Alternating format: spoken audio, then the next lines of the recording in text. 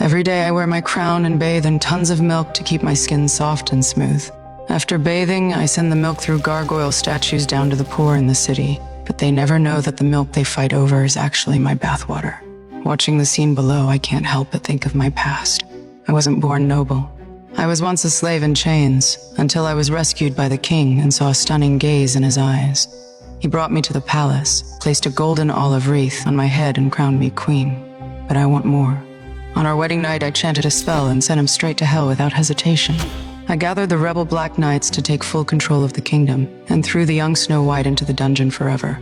After taking the throne, I ordered a young girl to be brought to me every day, using dark magic to drain their youthful essence. They quickly aged and withered in agony, becoming nutrients for my eternal beauty. For years, I asked the magic mirror again and again, who is the fairest in the land? The mirror's answer never wavered. I was without a doubt the fairest. But after 12 years, the mirror gave a different answer for the first time. It said that Snow White, the girl I had locked in the dungeon, had grown into a young woman far more beautiful than I. Jealousy drove me nearly mad. But the mirror also told me that eating Snow White's heart would grant me eternal youth. So I immediately ordered my brother to go to the dungeon to kill Snow White and bring me her heart. But my brother was bewitched by that little wretch's beauty. This gave Snow White the chance to scratch his face and escape while he was stunned. I sent every soldier in the city to capture her. But she was slicker than a fish slipping through the sewers out of the castle and hiding deep in the dark forest where I could not reach her. My face aged rapidly from the failure. Unable to accept my decay, I decided to go and rip out her heart myself. I cast a spell to bury the forest in snow, disguised myself as her childhood sweetheart to get close, and watched that fool eat the poisoned apple I had prepared. Soon she was in agony, and the poisoned apple in her hand returned to its true form.